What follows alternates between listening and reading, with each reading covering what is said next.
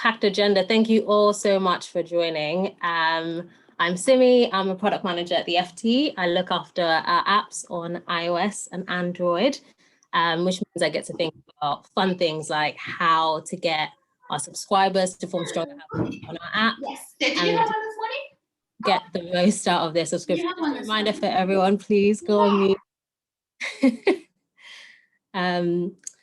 Right, so yes, look after our app and looking at how to get subscribers to form stronger habits on our app and get the most of their subscriptions through our app. I am also part of a D&I working group within our product organization. So our product organization is part of product and tech, which is a broader department. And this working group was created out of us kind of recognizing that somehow product had kind of fallen behind tech, which includes many our engineers. We'd kind of fallen behind them in terms of active and proactive outreach to different communities and diversity, and that's kind of reflected in the diversity of our product org. And so a group of us are working on that, and this is our kind of first event, reaching out to a range of communities as we try and start on that journey. So we're very excited that you've all joined us for this today, and we hope this will be a really useful event, but just generally in terms of, hopefully you learn something interesting about product, but also about the FT and how we do it. We're very excited to be partnering with YSYS on this event, which is a community that has diversity in tech at the core of everything they do. So yeah, I'll just hand over to Deborah, who's the founder of YSYS, to tell you a bit about them, and then we'll kick off. Thank you so much. I'm so excited. Honestly, all the activities that we do when we work with the FT are always exciting. And so hopefully all 45 of you on this call today are going to get some real gems on how to turn your product career into the success you want it to be. So at YSYS, we're a diverse startup community, and we essentially design learning programs for diverse talent and diverse founders that are looking to kickstart their careers in tech or launch startups. We ran multiple programs, and in the past, we ran programs for software engineers, product designers, we've run pre-accelerators. And so if you're an individual that's looking to really accelerate in your career or launch a startup, head over to thisisysys.com. We have multiple opportunities for you to get involved in. But the number one place I would recommend as a starting place is to head over to our jobs board, and that is accessible on our website, where we have different roles from companies that are hiring talent just like you, including the FT, which you'll learn more about from Christine at the end of this call. But I'm looking forward to everything. The hashtag today is FT product. Don't forget to use the tag at life@the-FT. Get involved in the conversation, share what you're learning, and yeah, have a great time. Yes, absolutely. So we have a very packed agenda, and we do want to respect your time. So we will, but just before we kind of get into the talks, the meat of what you all are here for, and just which is us talking about some of our kind of not so satisfying product experiences, but how we actually think of those as opportunities, and we try to see them as opportunities. And a number of our people within our product organizations will kind of talk through their experiences. But first of all, we would love you to participate in a very quick poll. Just share with us. Now, this is anonymous, so you can be completely honest, brutally honest, in fact. If you head over to slido.com, I'm going to try and share in the chat the link that you need.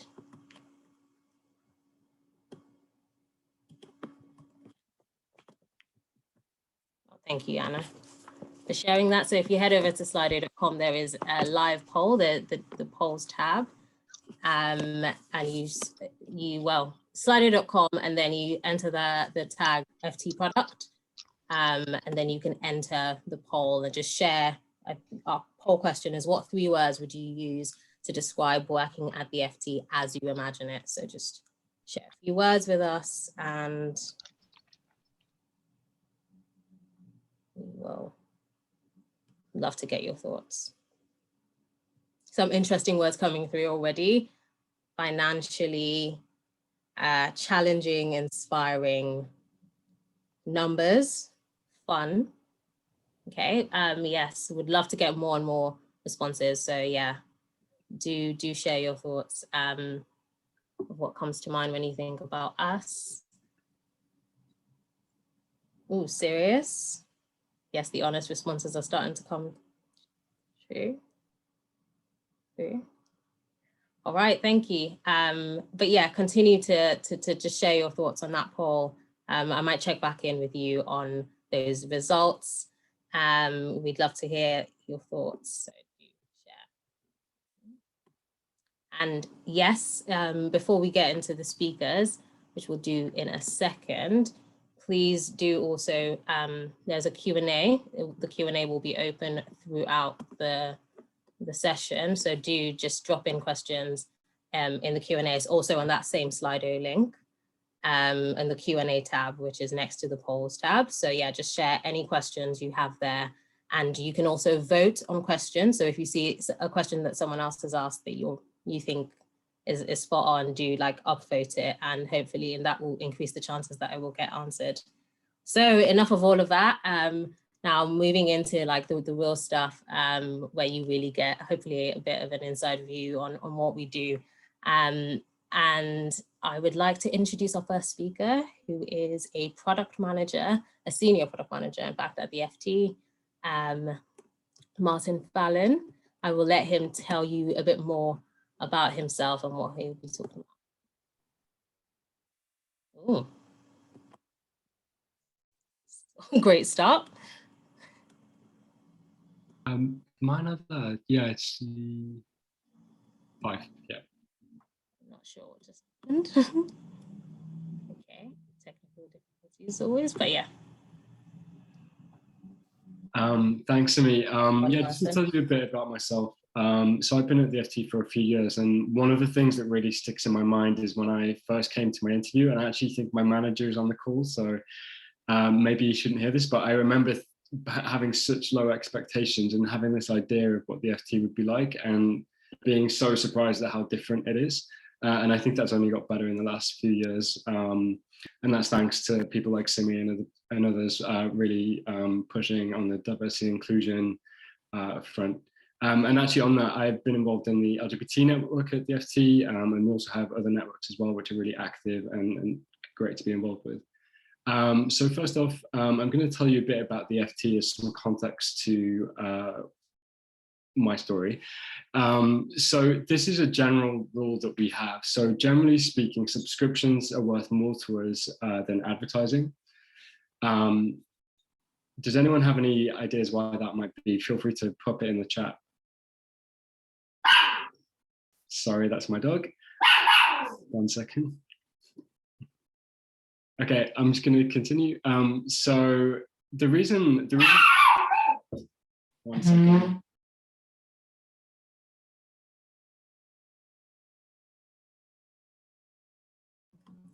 The joys of doing events remotely. Yes, do feel free to share your questions in the chat if easier for you than Slido, but sorry about that. People are saying that they'd like to see your copy. I'll share him when he's being a bit better behaved. He's been really good up until this exact moment, so sorry about that. Yeah, so just to give you a general rule, so the reason subscriptions are more important, in situations like COVID-19, what happens is that advertisers cancel.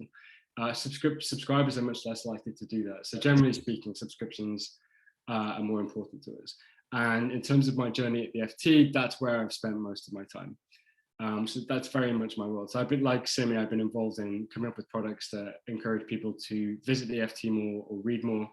And the reason for that is because we know it means you're more likely to stay with us as a subscriber. Next slide. So I'm going to talk to you about a project called Globetrotter. This is a travel product that I was given a couple of years ago. So generally speaking, as a product manager or a product designer researcher, what you want is user problems. That means you can come up with all sorts of different ways to find many different ways to kind of solve that problem and also make sure you're building the right thing. What we experienced with Globetrotter, next slide, is requirements. This is like every product person's like absolute nightmare. And some of them were good ideas. Some of them were kind of crazy. And the challenge as a product person is, trying to figure out, okay, what's the real problem behind those? Next slide. So I'll start off by, before we go on to the mistakes, we did get some things right. So just speaking in relation to that last slide, instead of just going away and building those things that we were told to build by editorial, we actually worked with them and tried to understand, well, what are the real user problems here? And actually what was interesting is we moved away from this being a luxury travel product and actually identified business travel as being like a really big opportunity for us and relevant to our subscribers. So that was an approach that both informed what we did in product, but actually what was cool is that it also informed what editorial did. So they commissioned content specifically targeted to this audience, which is something they've never really done before. Next slide. The other thing that I think we did really well was just to really bring editorial on board, editorial being the journalist. So we got them to empathize with the user, we got them to come up with ideas together, and that really moved them away from this idea of giving us a list of things to build, which we might build and then ultimately might not be what people actually want. Next slide. And then just to add to that final thing we got right, we came up with lots of ideas and tested them and we iterated on them. You don't always get that opportunity, but we put a lot of ideas out there working with editorial and were able to eventually get to a product that we're happy with. Next slide. Okay, so this makes it sound like everything went great, and in many senses it did. Here's where I made the mistake. So I thought the opportunity was subscriptions. Next slide. That was wrong.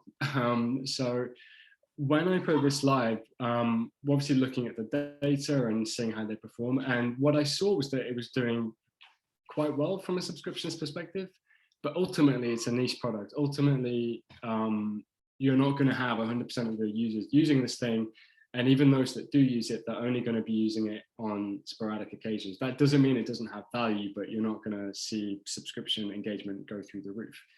And actually what it meant is that I overlooked a much bigger opportunity, which was advertising. Next slide. The reason this is quite smart is the challenge you have with advertising is, like I talked about earlier, if you have something like COVID happen, they can just cancel and your whole proposition just disappears. With Globetrotter, what we have is these individual city guides, and then we have the overall brand. What that means is that we can have multiple sponsors. So if one person cancels, it's not necessarily a problem. Next slide. And this is just one example of that. So we worked with the Singapore Tourist Board to come up with something specifically for them. So this is a pop-up city. And this in itself was really successful and exactly what our clients wanted from an advertising perspective. So we accidentally designed a product that was really valuable. Next slide.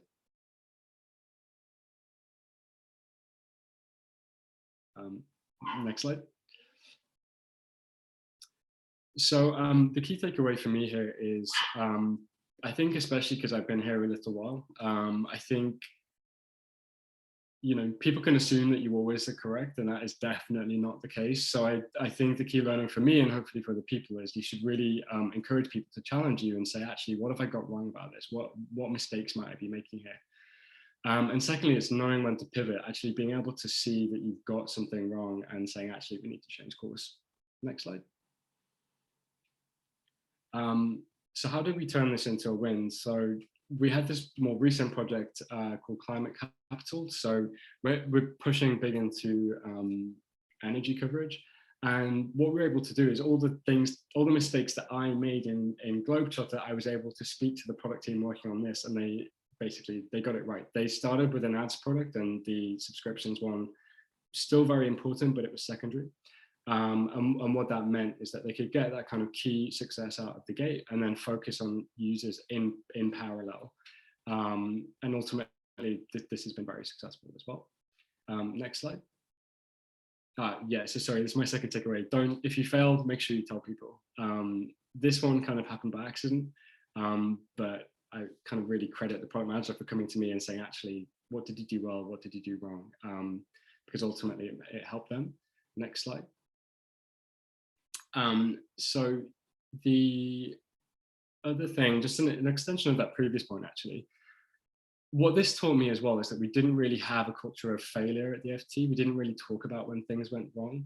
And actually this helped us come up with what we call the Discovery Guild. So this is a fortnightly session where we talk about things that have failed, things that have been successful, new design techniques, new research techniques. And that's been really successful. Next slide.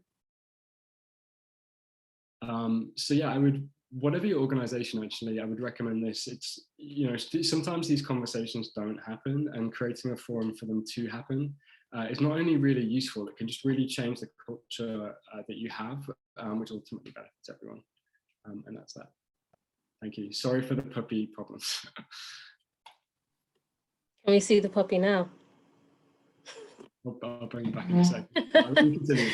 All right, thanks for that, Martin. That was great. Hopefully you guys have some questions. Do feed, just having a look at the chat. Lots of puppy chat, great advice. That's a good idea. Thank you guys for your comments. Keep them coming. And yes, we will get to questions. We'll have a Q&A where we'll get to the questions. Oh, look at him. So cute. Very cute. Okay, moving on to our next speaker, who is a product designer at the FT, Juan. Very excited to hear your experiences working on doing design workshops remotely. Over to you, Juan. Thank you, Simi. Hi, I'm Juan. I'm product designer at the Financial Times. So it's really nice to meet you all. Today, I'd like to talk about the highs and lows of planning and managing design workshops remotely. I hope what we have learned could help you to manage your design workshops better in future. So first of all, I would like to start by explaining why we do design workshops in my team. My projects mainly focus on acquiring new users, which requires me to have a good understanding of our users and the business. So my day-to-day activities are mainly about working with cross-functional teams at each stage of my project. So for example, work with our data team, user research team, marketing team, or engineer teams to gather some relevant knowledge of for our project. So the workshop is one of the design methods we use in order to share and discuss the knowledge which we have learned with all stakeholders, then come out with some new ideas together. So today, I would like to share what we have done and learned in my first remote design workshop at the Financial Times, because this is because this experience covered a lot of things that we would like to avoid or improve in our future workshops. So I hope our learnings and mistakes could help you as well. Yeah, so next slide, please. Right, thanks. So about our first remote workshop, here's a little bit background. So Financial Times offer an education partnership to many universities, which allows their students to have our premier subscription for free during their study. The project was trying to increase conversions in our transaction flow to get more B2B users, pretty much those students, to become individual subscribers when they graduate.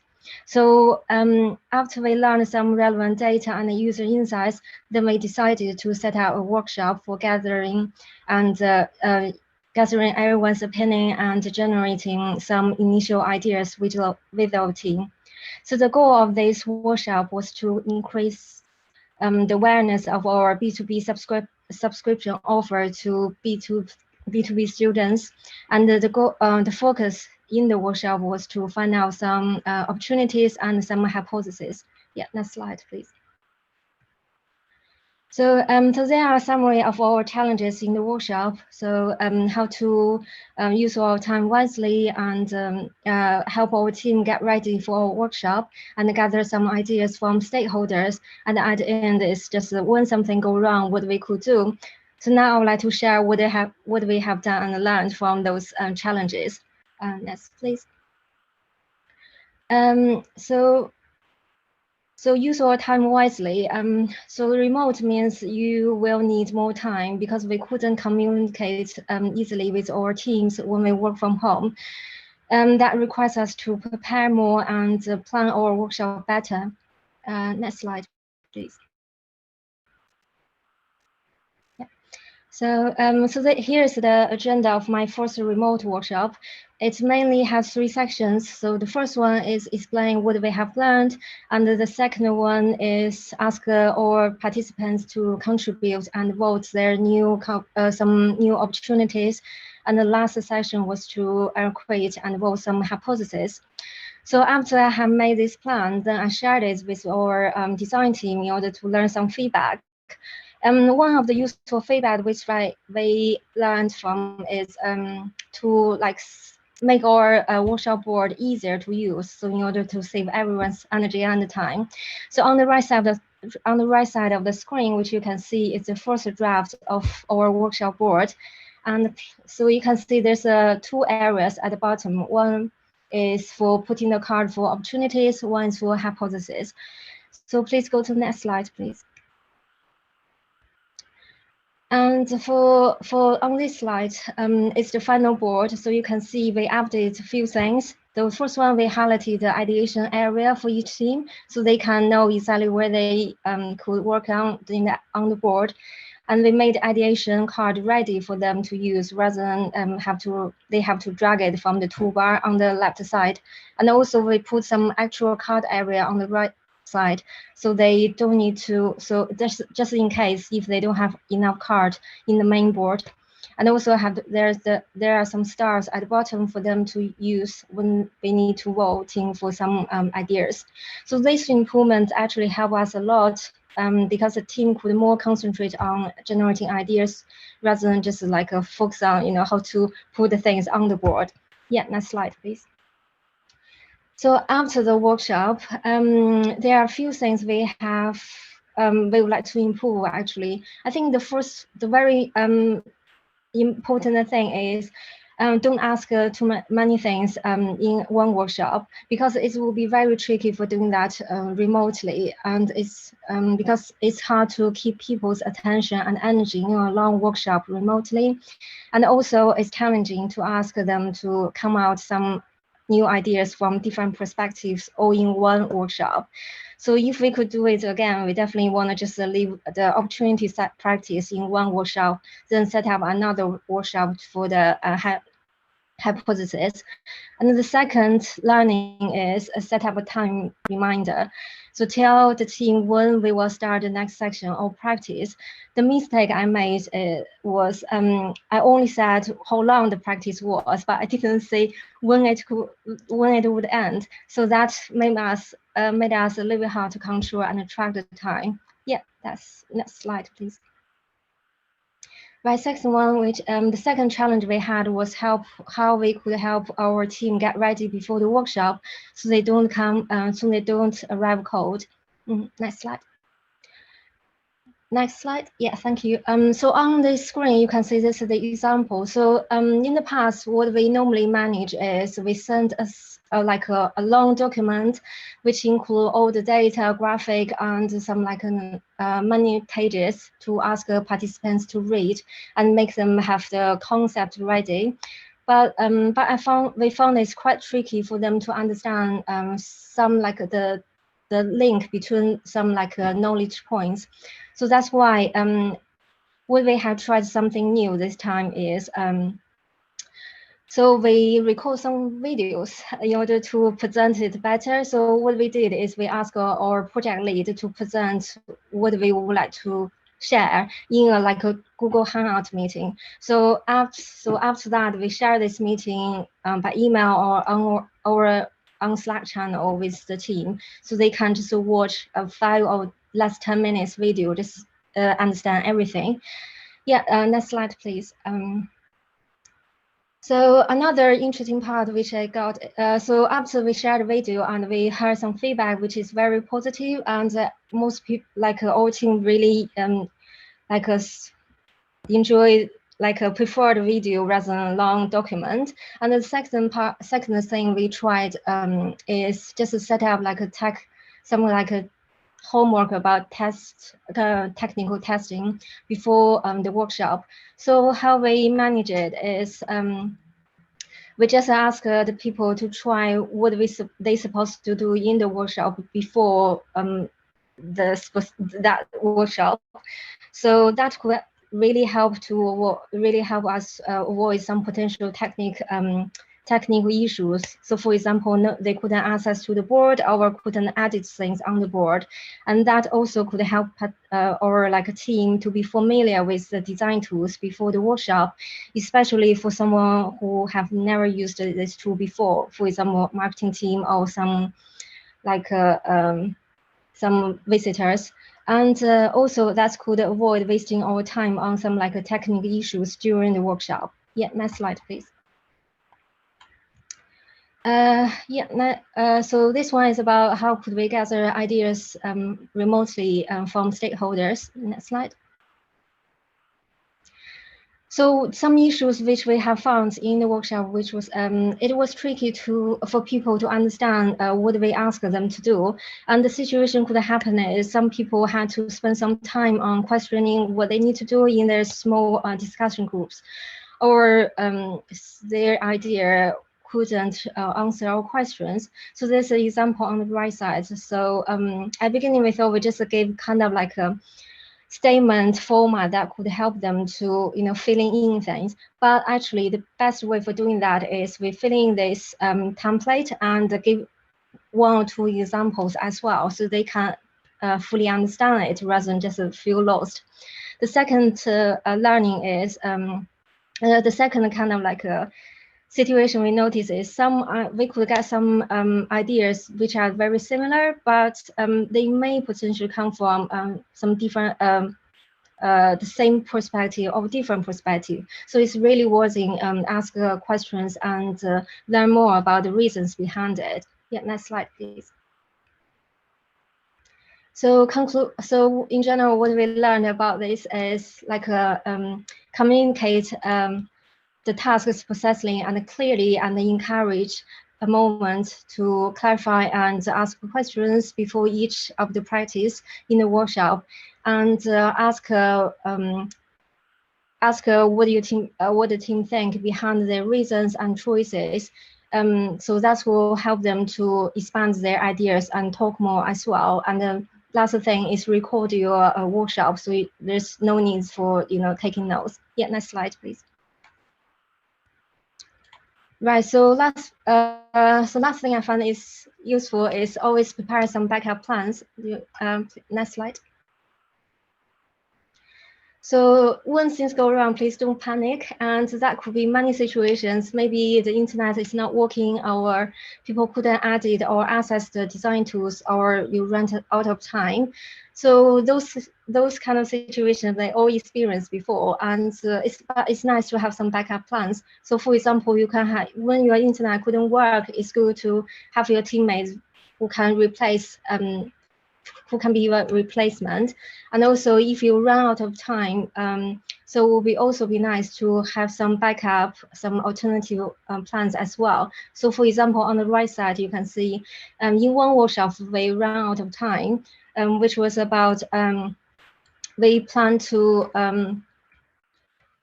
give some like, we need them to vote some final ideas and give some reasons, but because we don't have time, so we just send a Google survey after that as soon as possible to save try to save the outcome and don't need to rearrange another one, because sometimes it's really hard to get everyone have the same time. Yeah, so next slide. So summary, so don't plan too many tasks in one workshop, and help your team get ready as much as they can before your workshop, and ask further details of their idea that could expand their opinions and communicate more in the workshop, and consider some backup plans to support you, like if something go wrong. That's it. That's all I would like to talk, and hopefully you find it's useful, and thank you so much. Thanks so much, Ron. Really detailed, really great talk. Thank you for that. Guys, please keep your questions coming on the Slido. We've had a couple come through. We'll get to those at the end. And next up, jumping right into the next talk, is someone I have the pleasure of working with on a daily basis, almost, a user researcher who works with the apps team, Caroline Wilcock. Over to you, Caroline. Thanks, Simi. Hi, everyone. I'm Caroline. I actually joined the FT almost exactly a year ago. My first day was actually on the first day of lockdown, which has been fun. And I thought I'd bring you through 5 failures from my first year at the FT. Next slide, please. So as Simi's just mentioned, we work together. We've been working on a big product discovery project over the past few months or so on the FT app. So we've really been looking at how do people use apps generally, how do they use our apps, how could we improve the app, and crucially we want to understand how we can help users develop stronger habits with the app. So here are some of my mistakes as a researcher over this time. Next slide, please. So first mistake was I started out using the wrong methodology. So if you're familiar with user research, you may know this already, but when we do research projects, we have to decide what is the methodology we're going to use, how are we going to collect the data. This could be anything from like surveys to usability testing, it could be card sorting. Next slide, please. And what I decided was we've got really broad general questions. Let's do some interviews. Let's observe people actually using our app. But the problem was I would ask questions like, so tell me, when did you use the FT yesterday, for example? And people really couldn't think about specifics. You know, people kept talking in generalities. Oh, I use it every single morning when I have my coffee. I check it last thing at night every single time. And this is kind of a bit dangerous. As you may already know, memory can be very fallible. And, you know, this thing called recall bias kept cropping up. And this is because using apps, it's not something that's very memorable. I'm fairly sure if you tried to cast your mind back, when you actually used apps yesterday, it was very hard to remember. So we needed to change tack. Next slide, please. So what we did instead was we learned from this and we started gathering data using a diary study instead, so we could get these specific insights and people could record their behavior as they're going through their day. It's pretty much just writing things down as you go through your day. That's essentially what a diary study is. And what was great is the apps team were really excited to try out this new methodology as well. So a key learning for me was when you're thinking about what you need to learn from your users, think about when questions rely really heavily on memory, are they actually things that people will be able to recall, and adjust the method as appropriate, essentially. Next slide, please. So mistake number 2 was that I pilot tested the diary study and it didn't work. So next slide, please. So one of the ways that is quite popular at the moment in user research, you may have seen it around, is to send diary study tasks through WhatsApp because it tends to be on lots of people's phones. It makes things a bit more casual and it's easier to send people tasks throughout the day. So we tried this with the apps team and it just did not work because I didn't provide any guidance on level of detail. So some people would literally send me back a few sentences, just a quick text, and other people would link to itemized spreadsheets with timestamps of every single time they looked at the app. It took them hours. So we were getting back really different amounts of detail. Next slide, please. And we learned from this, and instead I was like, okay, we need to send activities over in the form of worksheets. So this learning is very similar to Joanne's actually. We needed to send over things with tips. We needed to explain very clearly what the activities were. We gave examples and we gave them templates. So it would be very easy for people to actually fill them out. You can see some that we screenshotted on the left there. And this meant we were happy because we got enough detail of people and it could very easily go throughout their day and record specifically what they were doing. So our participants were happy too because it wasn't too time consuming. And so that was our main learning when we're doing complicated diary studies or things that people have to do throughout the day, provide a lot of structure and tips. Next slide, please. And so third mistake was I committed to researching too many groups of users. Next slide, please. So obviously we talk to a lot of different stakeholders when we start these projects and we want them to, you know, give us their questions so we can find out for them as well. And they had a lot of different questions about a lot of different users. There's this feature on the FT app that's used by a very small percentage of people, which is called the morning edition. And the morning edition, essentially, you look at the app in the morning, it shows you the morning news just like a paper, and it doesn't update throughout the day. But this group of people were very hard to get hold of because they're a small group of people to begin with. So we needed to change tack. I was spending a lot of time trying to get hold of them for the diary study, and it just wasn't working out. Next slide, please. So what we actually did was we were like, okay, let's move on and let's send these people a survey instead. This wasn't what I thought was the ideal plan, but this actually worked quite well because we were able to create really good questions of what we learned from the other groups, and we managed to get good answers to our question a lot quickly and kind of unblock us. So learning for me, don't be afraid to deviate from an ideal plan when things just aren't working out. Next slide, please. Mistake number 4 was that I discovered a previous insight that I found on a different project was potentially false. Next slide, please. So actually working with Martin on his team in content innovation, the storytelling team, we tested out a sketch of a concept that was essentially like for you, and the implication was that an algorithm recommended you articles based on what you've read before. And almost everybody who saw this pretty much looked at it and they went, I don't want an algorithm recommending me news, I don't want an echo chamber. And then months later, we were actually testing something similar on a new feature on the app, which came from the research we'd done previously, the Explore page, where it was recommending people articles based on their browsing history. And we heard the same first impression. So people would go, oh, I don't want an echo chamber, I really don't want this. But this time we asked, could you test it for 4 days or so as part of another diary study we were running? Next slide, please. And it was a completely different reaction. When people actually used this thing in real life, people used it and they really liked it. And instead of going, oh, I don't want this, people were going, why isn't this better? Like, I want better recommendations for me. So we were really excited to learn this, and so were people on the previous team as well. So main learning is, we hear it a lot, but don't take what users say at face values. And if you've got features with algorithms, actually try to use them in real life, because it's very hard for people to kind of understand how they'd react unless it's in kind of a natural environment. Next slide, please. And then final mistake is actually what we're currently doing at the moment when we're quickly failing all the time. Next slide, please. So we are currently developing features in quick and dirty 2-week sprints to test them. So we've got some developers with us. They are coding things as fast as they possibly can. It's not perfectly coded. It's not perfectly designed. but our main priority is to develop things and push things out on the app so we can learn from them. One of the things that we actually switched on was an existing text-to-speech player called Experimental Amy that allows you to read articles aloud. So you can go to an article, you can press play, and you can listen to the article being read out to you. So we made the player live, we did an A/B test, and we were actually quite disappointed at first because we weren't really seeing statistically significant results.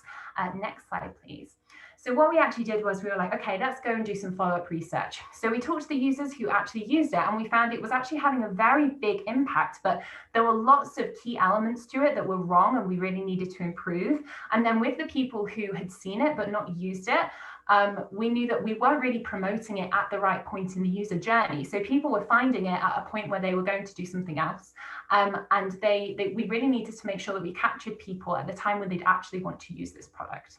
And so this actually gave us the confidence to know that actually was a big opportunity here, and it really helped us prioritize what was important to focus on without pouring loads of time and loads of money into something that wouldn't have actually been that important. So we've had this learning a lot with our experiments. Main learning is don't be disappointed if MVPs fail initially, especially if there's something that you've put together really quickly. There's so much actually that you can learn from things that don't work, probably more than the ones that actually do, to be honest. Next slide, please. So just to sum up, at the FT, I've really loved working here because people are really enthusiastic, I think, about learning and failing, partially down to Martin and the Discovery Guild, but just in general, it's a very psychologically safe place where people are really, they really want to learn things and carry on, and don't be afraid of failing. It tends to be where the biggest learnings are. And I think that's me. Thank you very much. Great, thank you so much. Thanks so much. That was, a great talk. I'm so invested in all things apps, but I think everyone would agree that that it's really been a journey working in the way that we've been trying to work, where we're doing loads of experiments, and it's been mostly failing, I would say, in the first instance. But as Caroline said, we've learned so much, and we probably know more about where to go next because of it, and can design the right experience because of it. So fail fast. People say it all the time, but can be hard to do in practice.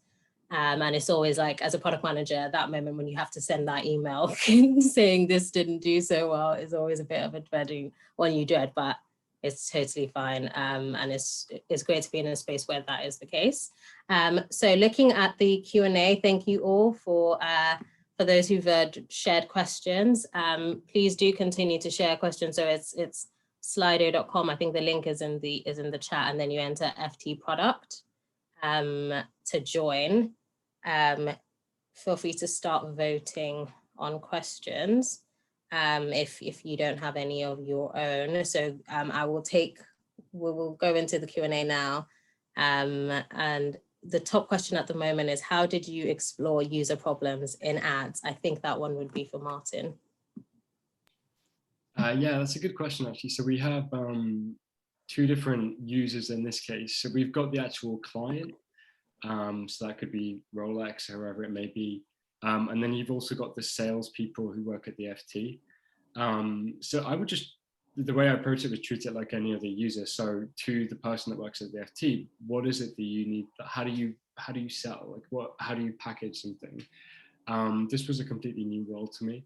And what was really interesting actually is that for the advertisers, I think you can assume in this like new world that what they care about is, how many clicks they get on their digital ads. For this specific product and for the FT, actually what they wanted was to just be alongside our content. It says a lot about them if they can do that.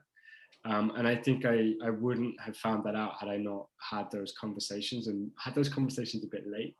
But yeah, again, it's like another reason why it's worth challenging your assumptions. But yeah, it's really about understanding, okay, what does the person selling need to be able to sell this thing? And then also what is attractive to clients. And the outcome of that, was what you saw briefly in the Singapore guide. There's elements within there that meet that client need of, okay, I'm alongside FT content in a really subtle way. And it gives them that credence, which is really valuable to them. And to the person selling it, it makes it a much easier sell. Great. Thanks for that, Martin. How do you communicate a change in strategy, or that something's gone wrong to your boss or to senior product people? I think any of you can take that.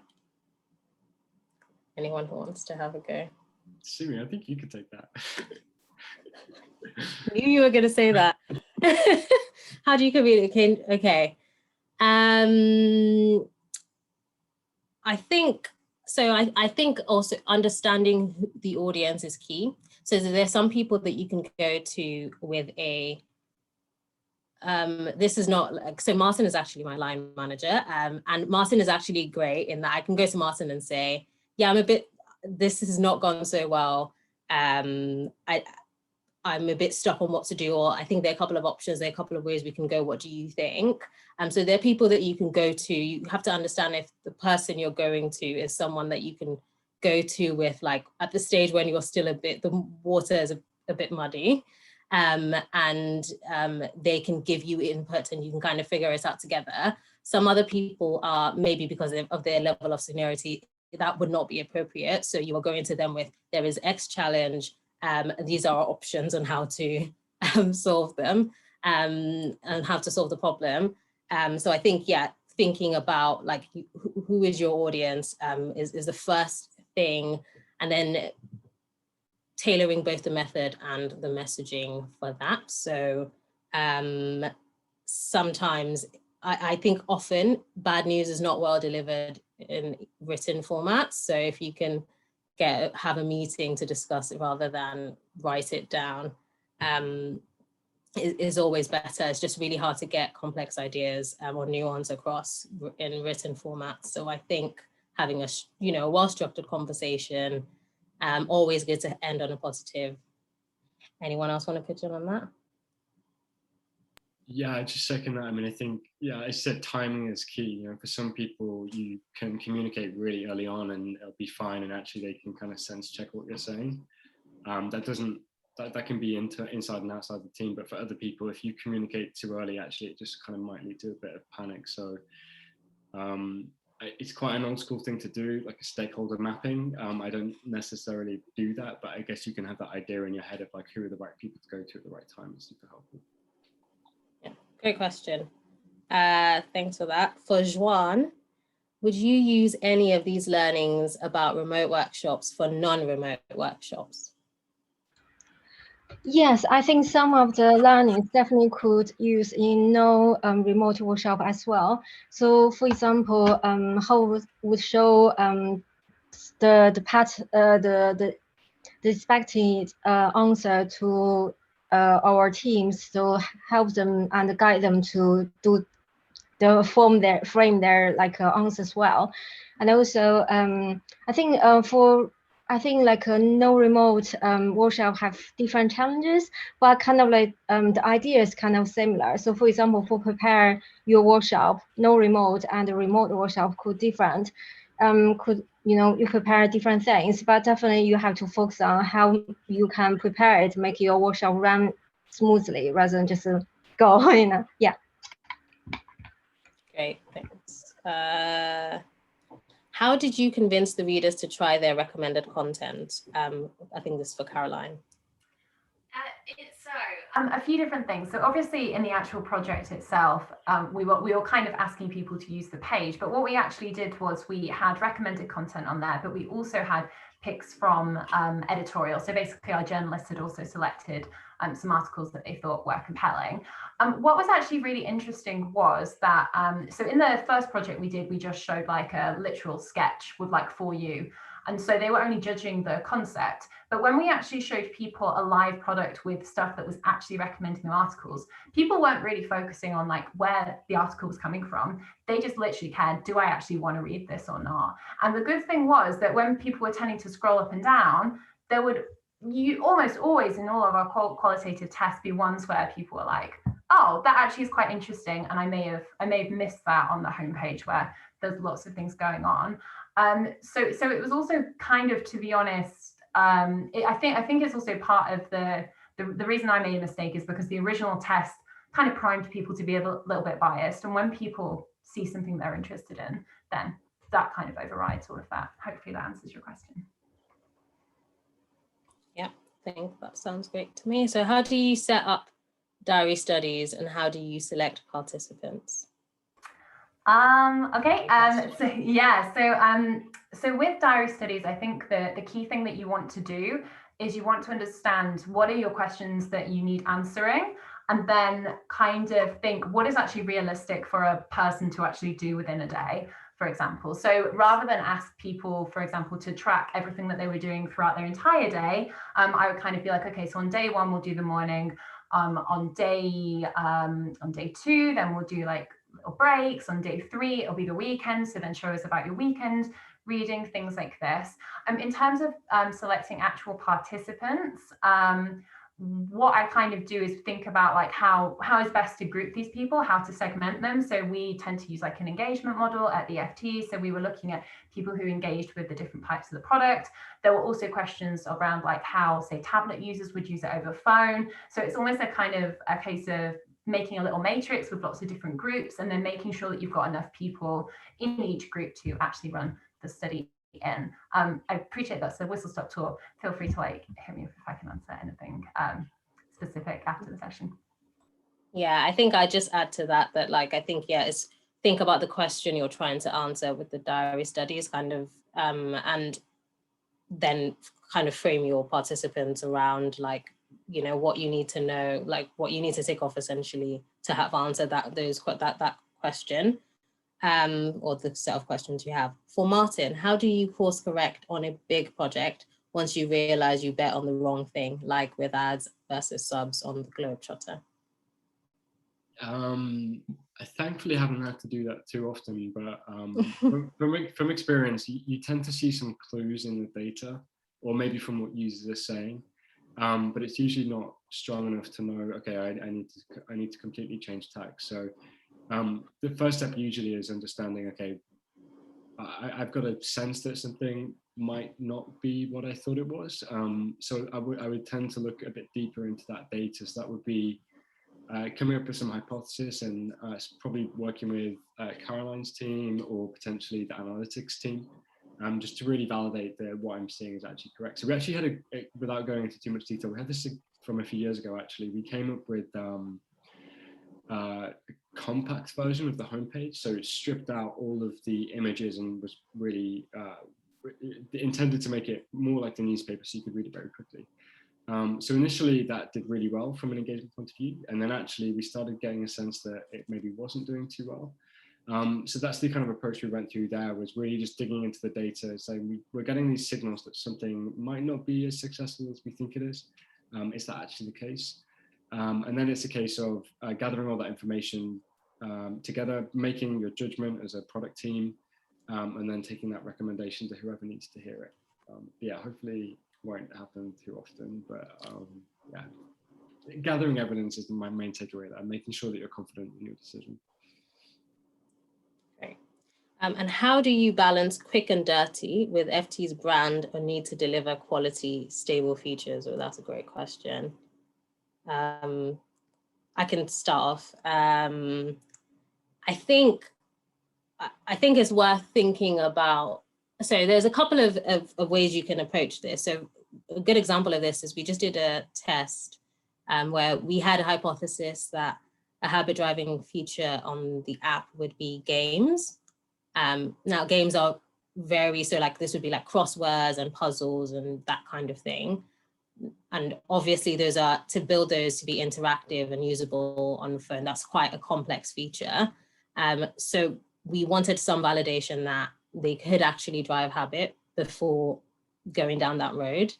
And so we did a fake door test, which is essentially, it would look to you like you could click through to either a crossword or a puzzle, but when you clicked on it, you then had like messaging that said, this feature is not available yet, we're thinking about it, do you want to share your thoughts on it? And so it took you through to a survey, and it was wildly popular. So we were getting thousands of clicks per day.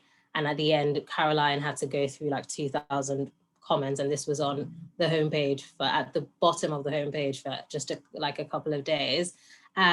So I think there our kind of approach was, and it's good because initially I think we nearly put it live before we went on the Christmas break, and then we thought, we're not sure how users, we don't do fake door tests typically, and we're not sure how users are going to react to it. And FT subscribers can be very snippy. So they can be quite picky about, and a bit sensitive. So that's why we decided to do it when we would all be around, and if we needed to shut it off quickly, we could, to respond to that feedback. So make sure you're in a position to respond to user reaction quickly, and you have visibility of how users are reacting to it, include surveys, that kind of thing, so you can act quickly if you get a really negative response. But also we put it at the bottom of the homepage, which is where basically you would have people who are like super users and are usually a bit more forgiving because they like your product already. So usually it's not the casual FT user who's getting to the bottom of our homepage. So thinking about that kind of thing, how can you introduce this to a friendlier audience? I think we have kind of timed out on questions. But yeah, thank you for those questions. Those are some really great questions there. And feel free to I think reach out to our speakers. We will send information tomorrow in an email about everyone. So if you have particular questions you're really keen to get an answer from someone, do feel free to reach out. I think love to hear from you. But thank you all for your participation. Just to quickly hand over to Christine, who is one of our recruiters, to tell you a bit about open roles and how you can stay in touch and up to date on opportunities with the FT. Hi, everyone. Thank you, everybody, for your talks. It's so great. And of course, thanks for joining us today. So just to wrap up, here are some of the roles that we are hiring for right now, which you can view on our careers page. So that's ft.com, and then you go to About Us and the careers. So within the product space, we're currently hiring for a role within the junior user researcher, working within Caroline's team. We're also hiring for a product designer as well, also working with Zwan's team. And we're also hiring for a product manager that's overlooking our community pillar. So feel free to get in touch with us if any of these roles sound interesting. And last but not least, we're also hiring for a head of product design. So even if you're looking to apply or you know someone in your network, please do feel free to refer them to our careers page. So what you can do is, if you're applying from the careers page, there is a section there where you can select who is the source, and there's a specific source there which you can indicate YS. So go ahead and do that if you're interested in working for us. Next slide, please.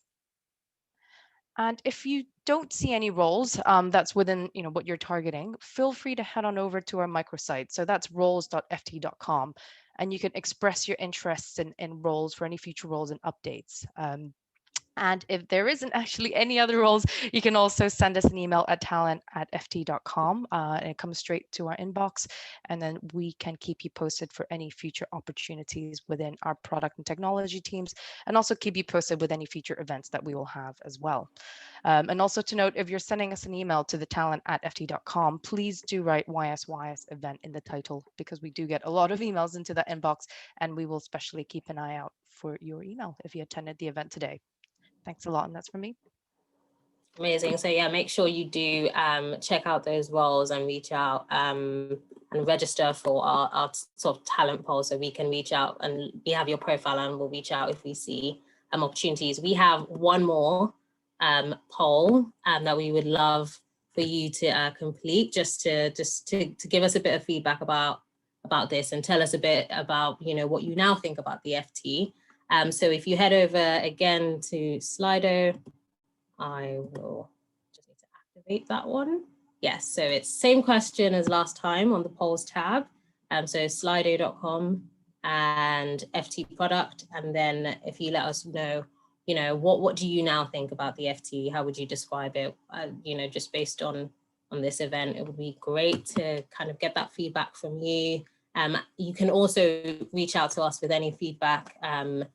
As I said, we'll send over an email and there'll be contact details in there. Thank you all so much for coming. Thank you to our speakers. You were all incredible. And I thought the discussion was great. So thank you all for your interaction and all of the activity on the Q&A.